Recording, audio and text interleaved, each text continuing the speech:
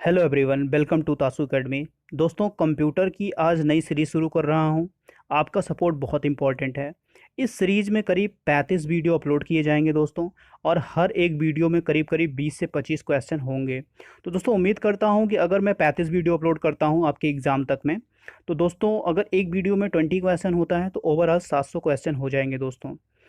तो 700 क्वेश्चन दोस्तों आपके आरआरबी एग्ज़ाम के लिए जो 40 क्वेश्चन आते हैं बहुत सफिशियंट होगा दोस्तों, और काफ़ी अच्छा मार्क्स गेन कर सकते हैं। तो दोस्तों ये सीरीज़ आपके लिए है, और ये पहली सीरीज़ है। और दोस्तों इसमें अभी आपको ऑप्शन नहीं मिल पा रहा है। इसमें केवल बस क्वेश्चन और आंसर टाइप में होगा, और अगली सीरीज़ से आपको दोस्तों ऑप्शन मिलेगा। क्योंकि ऑप्शन में दोस्तों काफ़ी ऑप्शन ऐसे होते हैं जहाँ पे हमारा कन्फ्यूजन होता है। तो दोस्तों चलिए शुरू करते हैं। पहला क्वेश्चन, और काफ़ी इजी क्वेश्चन है कंप्यूटर का दोस्तों, कि सबसे तेज़ मेमोरी कौन सी। ये क्वेश्चन दोस्तों आता ही आता है कि सबसे तेज़ मेमोरी कौन सी होती है। सबसे तेज़ मेमोरी कैश मेमोरी होती है दोस्तों, आपको पता भी होगा। लेकिन दोस्तों हम जल्दबाजी में क्वेश्चन को गलत कर देते हैं, और यही हमें नहीं करना है। तो दोस्तों सबसे तेज़ मेमोरी जो होती है वो कैश मेमोरी होती है। दोस्तों दूसरा क्वेश्चन देखते हैं। ये एम एस एक्सेल से है कि एम एस एक्सेल में चुनी हुई सेलों में फ़िल्टर को सुचारू रूप करने के हेतु शॉर्टकट की का प्रयोग किया जाता है। एक्सेल में जो हम सेल को सेलेक्ट करते हैं तो उसको सुचारू रूप से काम कराने के लिए कौन सी शॉर्ट की का यूज़ करते हैं, तो कंट्रोल शिफ्ट और एल को हम चूज करते हैं। दोस्तों चूंकि आरआरबी के एग्ज़ाम में टोटल 40 क्वेश्चन होते हैं, 40 क्वेश्चन का रोल बहुत इंपॉर्टेंट होता है दोस्तों। तो इसीलिए क्वेश्चन को ध्यान से देखते जाइए दोस्तों, आपका पेपर बहुत अच्छा हो जाएगा। क्वेश्चन नंबर 3 देखते हैं दोस्तों। ईव्स ड्रॉपिंग किस प्रकार के साइबर हमले से उदाहरण है। दोस्तों ये क्वेश्चन आपके एग्जाम का आया हुआ है, इसलिए मैंने दोबारा इसे लिया हुआ है। तो ये मैन इन द मिडिल, यही आपके ऑप्शन में भी था और सेम इंग्लिश में ही था दोस्तों, कि ईव्स ड्रॉपिंग किस साइबर हमले का उदाहरण है, तो मैन्स इन द मिडल का है, मैन इन द मिडल का है। क्वेश्चन नंबर 4 दोस्तों, हमारे कंप्यूटर हिस्ट्री से एक दो क्वेश्चन जरूर होते हैं। तो दोस्तों उससे भी एक क्वेश्चन जो आया हुआ है कि 1950 में कंप्यूटर की कौन सी पीढ़ी संबंधित थी। तो 1950 में कंप्यूटर की पहली पीढ़ी संबंधित थी दोस्तों। उम्मीद करता हूँ दोस्तों ये समझ में आया होगा। चलिए क्वेश्चन नंबर 5 देखते हैं। क्वेश्चन नंबर 5 दोस्तों बहुत इंपॉर्टेंट है, ये भी क्वेश्चन आपके एग्जाम में आए हुए हैं, कि एक्सेल में जो टाइम फंक्शन होता है के लिए पूर्ववाक विन्यास क्या है। तो टाइम होता है दोस्तों, तो टाइम में क्या क्या चीज़ें होती है, पहले आवर होता है, फिर मिनट होता है, फिर सेकंड होता है। ये एक्सेल में ये टाइम फंक्शन होता है। तो इसका सीरीज पूछते हैं दोस्तों, ऐसे ऑप्शन में दिया रहता है टाइम, और ब्रैकेट में दोस्तों आवर और मिनट और सेक्शन दिया होता है। क्वेश्चन नंबर 5 हो गया दोस्तों। क्वेश्चन नंबर 6 देखते हैं। क्वेश्चन नंबर 6 देखिए दोस्तों, प्रिंटर का प्रकार कौन सा है। तो प्रिंटर का प्रकार आपको पता है दोस्तों, डेजी व्हील है, ड्रम है, लेजर है। बट दोस्तों स्विच कोई प्रिंटर नहीं है, स्विच प्रिंटर नहीं है। ये 3 प्रिंटर के प्रकार हैं, और स्विच हमारा कोई प्रिंटर नहीं होता है। क्वेश्चन नंबर 7 दोस्तों, कंप्यूटर में एक शब्द का आकार होता है। ये बहुत इंपॉर्टेंट क्वेश्चन दोस्तों, ये भी आपके आरआरबी एग्जाम में आया हुआ क्वेश्चन है, कि कंप्यूटर में एक शब्द का आकार कितना होता है। तो एक कंप्यूटर में निश्चित है, लेकिन भिन्न भिन्न कंप्यूटर में भिन्न भिन्न होता है। ये ऑप्शन था दोस्तों, कि जो भी आकार उसका होता है, आइकन का जो भी आकार होता है, एक शब्द का जो भी आकार होता है दोस्तों, वो हर कंप्यूटर में अलग अलग होता है। क्वेश्चन नंबर 8 देखते हैं दोस्तों। क्वेश्चन नंबर 8 है, ये है कि वीडियो कॉन्फ्रेंसिंग उपकरण नहीं है। दोस्तों ये क्वेश्चन जो अभी हाल ही में हमारे नए ऑडियो और नए वीडियो ऐप जो भी लॉन्च हुए हैं, उनसे क्वेश्चन दोस्तों रहता ही रहता है। तो ये देख लीजिए दोस्तों, कौन सा वीडियो कॉन्फ्रेंसिंग उपकरण नहीं है। तो ये आपका वीडियो कॉन्फ्रेंसिंग उपकरण नहीं है। स्काइप पे है, सिस्को है, वेब एक्स है, गो टू मीटिंग है। तो ये सारे आपके वीडियो कॉन्फ्रेंसिंग उपकरण हैं। एज्योर आपका जो है वीडियो कॉन्फ्रेंसिंग उपकरण नहीं है दोस्तों। कौन सी फाइल वर्ड प्रोसेसिंग प्रोग्राम द्वारा बनाई जाती है। तो डॉक्यूमेंट फाइल हमारे वर्ड से बनाई जाती है। ये काफ़ी इजी क्वेश्चन है दोस्तों। क्वेश्चन नंबर 10 देखते हैं। किसी बनी हुई फाइल को बदलना क्या कहलाता है। तो एडिटिंग करते हैं। अगर हम किसी फाइल को चेंज करते हैं, कुछ उसमें डालते हैं, तो एक्चुअली हम उसको एडिट करते हैं दोस्तों। तो ये क्वेश्चन काफ़ी इंपॉर्टेंट है, इसमें ऑप्शन बहुत सारे होते हैं दोस्तों, तो एडिटिंग आपका सही आंसर होगा। क्वेश्चन नंबर 11 देखते हैं दोस्तों। प्रेजेंटेशन बनाने के लिए कौन सा एप्लीकेशन प्रयुक्त होगा। तो दोस्तों बहुत इजी क्वेश्चन है, ये पावर पॉइंट। पावर पॉइंट से हम प्रेजेंटेशन स्लाइड वगैरह बनाते हैं। क्वेश्चन नंबर 12 दोस्तों, एक प्रकार का सॉफ्टवेयर है जो बिलिंग अकाउंट को ट्रैक करने के लिए उपयोग किया जाता है। बिलिंग अकाउंट को उसमें हम स्प्रेडशीट यानी एमएस ऑफिस का यूज़ करते हैं, तो उसको स्प्रेडशीट दोस्तों बोलते हैं। Question number 12। क्वेश्चन नंबर 13 दोस्तों, टेक्स्ट लाइन के प्रारंभ में जाने को कौन सी की प्रेस करते हैं? हम दोस्तों अगर टेक्स्ट लाइन के प्रारंभ में जाएंगे तो हम होम की यूज़ करते हैं। वैसे भी पूछा जाता है कि वेब ब्राउज़र का या किसी भी साइट का पहला पेज क्या कहलाता है, तो वो होम पेज कहलाता है दोस्तों। चलिए क्वेश्चन नंबर 14 देखते हैं दोस्तों, कि एमएस वर्ड में किस कुंजी का प्रयोग पैराग्राफ को इंडेंट करने के में प्रयोग होता है? तो टैब कुंजी का यूज होता है दोस्तों। वर्ड की बात करते हैं अगर, जो पैराग्राफ इंडेंट करने की बात करते हैं वो टैब कुंजी से होता है। क्वेश्चन नंबर 15, फाइल के टाइप किस द्वारा प्रदर्शित होते हैं? तो एक्चुअली ये दोस्तों पूछ रहा है कि फाइल का जो एक्सटेंशन होता है वो मतलब टाइप जो होता है वो किससे दिखता है या किससे प्रदर्शित होता है? तो एक्सटेंशन से दिखता है। ये भी काफ़ी इंपॉर्टेंट क्वेश्चन दोस्तों। क्वेश्चन नंबर 16, कौन माइक्रोसॉफ्ट एक्सेस डेटाबेस ऑब्जेक्ट का प्रकार नहीं है? तो वर्कबुक जो है दोस्तों माइक्रोसॉफ्ट एक्सेस डेटाबेस का ऑब्जेक्ट नहीं है। तो माइक्रोसॉफ्ट एक्सेस डेटाबेस में आपका क्वेरी आ जाता है और क्वेरी वगैरह आ जाते हैं, और वर्कबुक्स जो है आपके डेटाबेस माइक्रोसॉफ्ट एक्सेस डेटाबेस का ऑब्जेक्ट नहीं होता है। क्वेश्चन नंबर 17 देखते हैं दोस्तों, डेटाबेस में संग्रहित डेटा की पूरी तस्वीर को क्या कहते हैं? स्कीमा कहते हैं। जो डेटाबेस की जो दोस्तों एक डेटाबेस की पूरी जो डेटा की एक तस्वीर जो होती है, जो पूरा डेटा का बना होता है, उसको दोस्तों हम स्कीमा बोलते हैं। और यही आपके सेम ऑप्शन आंसर में थे दोस्तों, तो ये आपका सही आंसर स्कीमा होगा। क्वेश्चन नंबर 18 देखते हैं दोस्तों, एक डेटा फील्ड में कैरेक्टर के सबसेट को क्या कहते हैं? तो डेटा स्ट्रिंग बोलते हैं।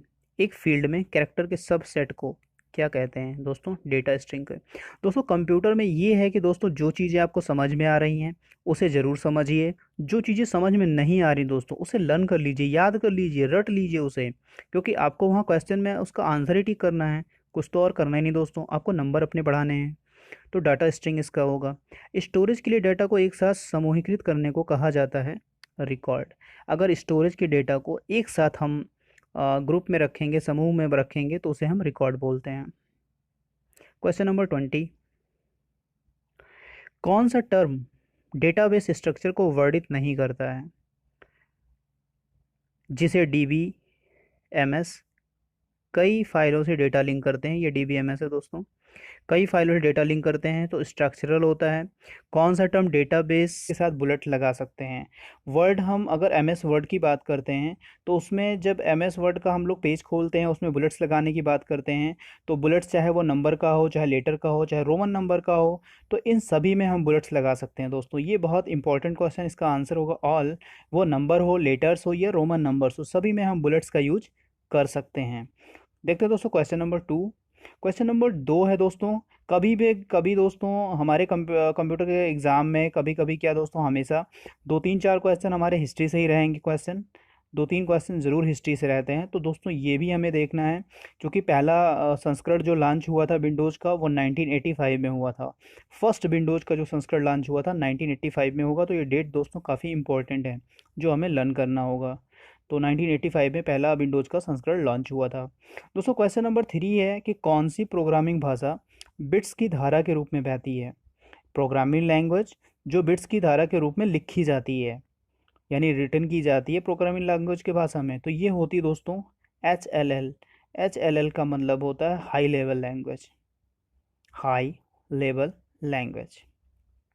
तो ये बिट्स की धारा के रूप में लिखी जाती है दोस्तों, हाई लेवल लैंग्वेज, ये आप लोग याद कर लीजिएगा दोस्तों। क्वेश्चन नंबर 4, कौन सा डीबीएमएस का उदाहरण नहीं? Example of DBS which is not a example of DBMS, कौन सा एग्जाम्पल डीबीएमएस का नहीं है? तो दोस्तों जो हमारा माइक्रोसॉफ्ट आउटलुक है ये हमारा डीबीएमएस का उदाहरण नहीं है, नॉट एग्जाम्पल ऑफ डीबीएमएस। बाकी MySQL ज़रूर है, माइक्रोसॉफ्ट एसएस ज़रूर है, एसक्यूएल सर्वर भी ऑलरेडी है दोस्तों। तो डीबीएमएस का जो हमारा एग्जाम्पल नहीं है, हमारा आंसर होगा D, Microsoft outlook.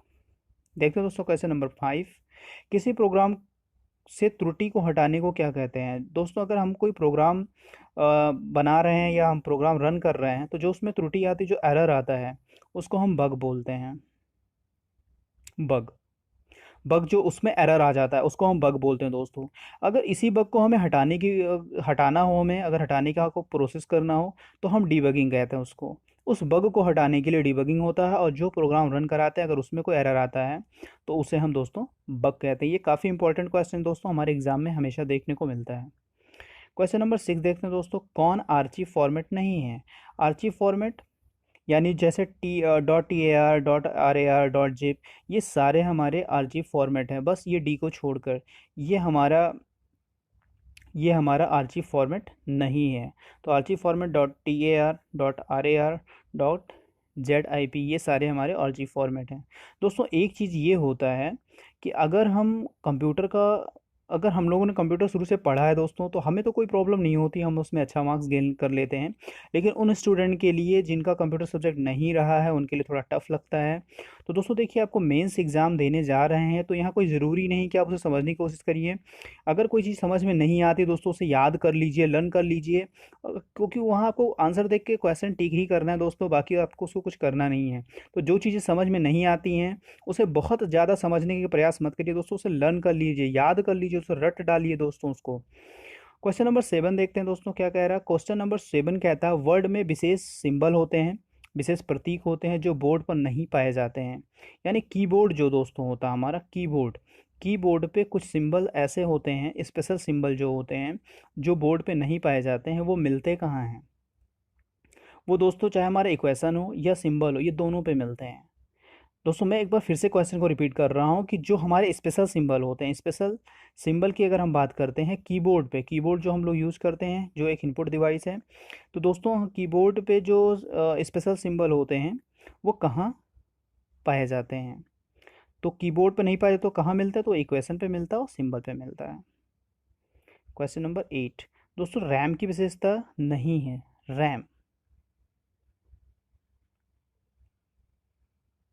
Random access memory. Random access memory कौन सा नहीं है दोस्तों? छोटा नहीं है। छोटा जो है रैम नहीं होता है, महंगा होता है, तेज़ होता है, उच्च बिजली खपत का होता है, बट छोटा रैम नहीं होता है। इसका फुल फॉर्म दोस्तों बहुत इंपॉर्टेंट है, इसे याद करिएगा। क्वेश्चन नंबर 9 दोस्तों, एक इमेज जो बनी होती है, जो कंप्यूटर पे दोस्तों छोटी छोटी इमेज होती है, वो किससे बनी होती है? आप कंप्यूटर का जब आप डेस्कटॉप खोलते हो, आपका जो स्क्रीन ऑन होता है, होम पेज ऑन होता है दोस्तों, उसमें जो छोटी छोटी पिक्सल बनी होती है, तो पिक्सल से होती हैं, डॉट से होती हैं, पैल से होती हैं, तो लगभग ऑल से होती है। एक इमेज जो किससे बनती है, सभी से मिलकर बनी होती हैं। पिक्सल हो गए, डॉट हो गए, पैल्स हो गए, तो इन सभी से मिलकर हमारी एक इमेज बनी होती है।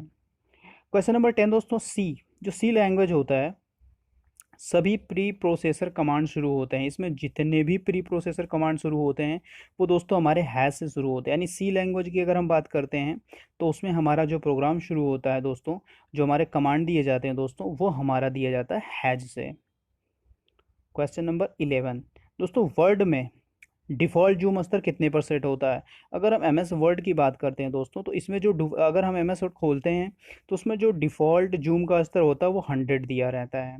तो यही इसका डिफ़ॉल्ट यानी 100 पे सेट होता है, बाकी आप इसे घटा बढ़ा सकते हैं। तो ये ऐसे भी क्वेश्चन दोस्तों देखने को मिलते हैं, चाहे डिफ़ॉल्ट वर्ड का हो गया, चाहे एक्सेल का हो गया, तो सारी चीज़ें, इसमें जो अधिकतम जूम होता है दोस्तों 500 होता है, और अगर हम एक्सेल की बात करते हैं तो उसमें 400 होता है। ये भी सारे क्वेश्चन मैं दोस्तों आपको करवा दूंगा। Question number 12, control plus up अगर हम लोग दबाते हैं तो एरो कर्सर कहाँ मूव करता है? कंट्रोल अप, अगर हम कीबोर्ड में कंट्रोल अप दबाते हैं तो कहाँ ये मूव करता है? तो ये 1 पैराग्राफ ऊपर हो जाता है दोस्तों, 1 पैराग्राफ अप हो जाता है। अगर हम कंट्रोल अप को यूज करते हैं तो 1 पैराग्राफ ऊपर हो जाता है। क्वेश्चन नंबर 13, किसी डॉक्यूमेंट को सेव और क्लोज करने के लिए, सेव और क्लोज दोनों करने के लिए क्या प्रयोग किया जाता है? तो अगर दोस्तों कंट्रोल डब्ल्यू हम दबाते हैं, कीबोर्ड पे कंट्रोल डब्ल्यू अगर हम प्रेस करते हैं दोस्तों, तो हमारा जो भी डॉक्यूमेंट होता है वो सेव हो जाता है और अपने आप ही क्लोज हो जाता है। तो कंट्रोल डब्ल्यू दोस्तों, आप कुछ शॉर्टकट कीज जो हैं दोस्तों, उसका आप इस्तेमाल ज़रूर करिए। कभी भी जब अपने लैपटॉप या अपने डेस्कटॉप पे बैठिए तो कीबोर्ड में शॉर्टकट कीज का यूज़ ज़रूर करिए दोस्तों, उससे आपकी कुछ चीज़ें बहुत इजी हो जाती, बहुत आसान हो जाता है। दोस्तों कंट्रोल F12 के उपयोग से क्या ओपन होता है?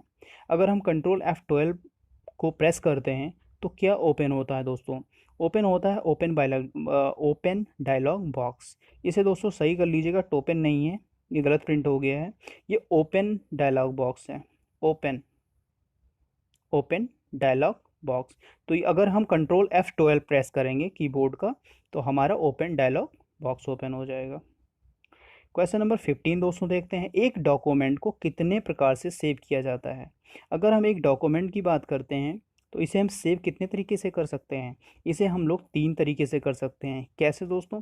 पहला, अगर हम F12 दबा देंगे तो हमारा डॉक्यूमेंट सेव हो जाएगा। दूसरी चीज़, अगर हम कंट्रोल S दबा दें तो भी हमारा डॉक्यूमेंट सेव हो जाएगा। तीसरी चीज़, हम ऑप्शन को चूज करके फाइल ऑप्शन को चूज करके वहाँ से जाके हम सेव कर सकते हैं सेव ऑप्शन पे। तो ये 3 तरीके होते हैं, हम किसी डॉक्यूमेंट को अगर सेव मुझे करना हो तो हम ये 3 तरीकों से किसी डॉक्यूमेंट को सेव कर सकते हैं। दोस्तों इंपॉर्टेंट क्वेश्चन है, ऐसे क्वेश्चन एग्जाम में देखने को अक्सर मिलते हैं। Question following is a primary output device, ये पूछ रहा है प्राइमरी आउटपुट डिवाइस कंप्यूटर की कौन सी है। वैसे तो हम देखते हैं आउटपुट डिवाइस हमारा प्रिंटर है, इनपुट डिवाइस हमारा कीबोर्ड है, माउस हमारा भी इनपुट डिवाइस है या पॉइंटर डिवाइस कह सकते हैं। बट अगर हम प्राइमरी आउटपुट डिवाइस की बात करते हैं तो वीडियो मॉनिटर है। Video monitor is a primary output device. Now second question is a directory with in a directory is called. काफ़ी इंपॉर्टेंट क्वेश्चन है, ये कई बार हमारे एग्जाम में देखने को मिला है दोस्तों, और हमारे आने वाले एग्जाम में भी ये मिल सकता है। तो इसको हम सब डायरेक्टरी बोलते हैं। Directory with in a directory is called सब डायरेक्टरी।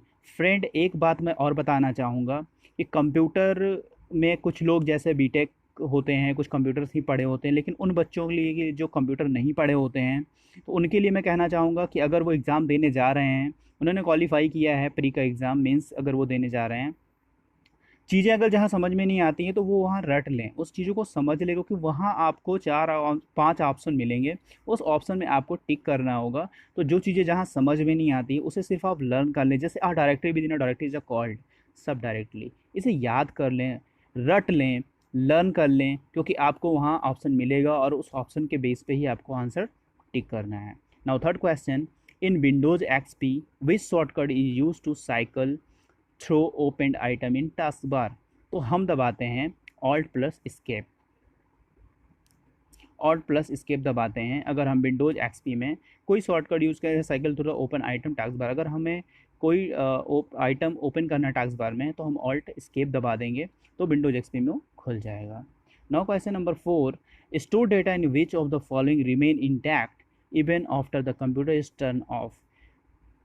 सेकेंडरी स्टोरेज डिवाइस होती है जिसका डेटा जो होता है वो remain intact even after the computer is turn off. Data store data which, इसका answer secondary storage device. Question number 5, SMTP, FTP and DNS are applicable of dash layer. किस layer में SMTP simple main transfer protocol, file transfer protocol and domain name system, ये सारे जो हैं किस application layer में होते हैं? तो ये आपके एप्लीकेशन लेयर में होते हैं। चाहे SMTP हो गया, फाइल ट्रांसफ़र प्रोटोकॉल हो गया, डोमेन नेम सिस्टम हो गया, इनके फुल फॉर्म भी आप लर्न करते रहिएगा, नोट करते रहिएगा, जिससे आपके 2-3 क्वेश्चन जो फुल फॉर्म बेस्ड आते हैं वो करने में काफ़ी ईजी होगा। तो एप्लीकेशन लेयर होती है, इसमें SMTP और FTP और DNS ये सारे इस लेयर में होते हैं। Question number 6, which of the following is not a common feature of the software application. Software application का कॉमन फीचर कौन सा नहीं है? तो विंडोज इसमें सॉफ्टवेयर एप्लीकेशन का कोई कॉमन फीचर नहीं है। सॉफ्टवेयर एप्लीकेशन फीचर में आपका मेनू मिलता है, हेल्प मिलता है, सर्च मिलता है, बट विंडोज का ऑप्शन वहाँ नहीं मिलता है। Now question number 7, in MICR C stand for. Computer में फुल फॉर्म के क्वेश्चन ज़रूर रहते हैं, तो उसमें C4 क्या होता है? कैरेक्टर होता है, magnetic ink character recognition, MICR। Question number 8, a dash computer is a large and expensive computer capable of simultaneously processing data for 100,000 of users. Question number 8 काफ़ी इंपॉर्टेंट है, आपके RRB एग्जाम में आया हुआ है। तो ये होता है मेन फ्रेम कंप्यूटर, जिसमें हम क्या करते हैं डेटा को फॉर हंड्रेड्स और थाउजेंड ऑफ यूज़र इसको यूज़ करते हैं। Question number 9, the dash folder retain copy of message that you have started but are not yet ready to send. आपने आपके मोबाइल में देखा होगा कि आपने मैसेज टाइप किया होगा और आपने अगर सेंड नहीं किया होगा तो वो कहाँ सेव हो जाता है, वो आपके ड्राफ्ट में सेव हो जाता है। यही क्वेश्चन कह रहा है कि कौन सा ऐसा फोल्डर होता है जो कॉपी ऑफ मैसेज होती है that you have started but are not yet ready to send. आपने उसे सेंड नहीं किया है तो वो रेडी होती है सेंड के लिए, और कहाँ होती है, ड्राफ्ट में। क्वेश्चन काफ़ी इंपॉर्टेंट है जो आपके एग्ज़ाम में आया हुआ है। The ability of and operating system to run more than one application at a time is called. तो अगर एक टाइम पे हम कोई ऑपरेटिंग सिस्टम को रन करते हैं तो उसे हम क्या बोलेंगे, उसे बोलते हैं मल्टीटास्किंग बोलते हैं। मल्टीटास्किंग मतलब एक बार कई टास्क पूरा करना होता है। Now question number 11, which of the following is an example of non numeric data. Non numeric data एक अल्फा न्यूमेरिक डेटा होता है, अल्फ़ा न्यूमेरिक डेटा। तो अल्फ़ा न्यूमेरिक डेटा में जैसे किसी का एड्रेस होता है उसमें आपका अल्फ़ा भी होता है और न्यूमेरिक होता है, जैसे मकान नंबर कुछ हो गए, ठीक है, वो हमारे न्यूमेरिक हो गए, उसमें जो नेम वगैरह होता है वो अल्फ़ा न्यूमेरिक। तो ये हो गए। और बाकी न्यूमेरिक डेटा जो होता है, न्यूमेरिक डेटा में आपके जैसे आपके मार्कशीट में जो नंबर होता है, आपके बैंक अकाउंट का जो बैलेंस होता है, वो सारे न्यूमेरिक डेटा होते हैं। जो कि नॉन न्यूमेरिक डेटा पूछ रहा है तो इनमें से कोई नहीं होगा।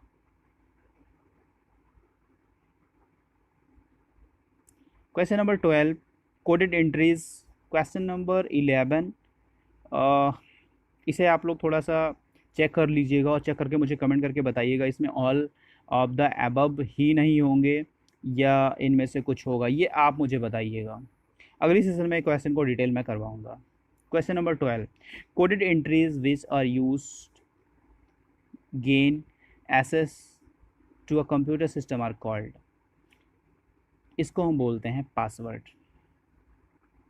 कोडेड एंट्रीज होती है जो हम यूज़ करते हैं अगर कोई कंप्यूटर सिस्टम को एक्सेस करने के लिए, तो उसमें हमें पासवर्ड की ज़रूरत होती है। ये काफ़ी इजी क्वेश्चन है कि बिना पासवर्ड के आप कोई कंप्यूटर को एक्सेस नहीं कर सकते हैं।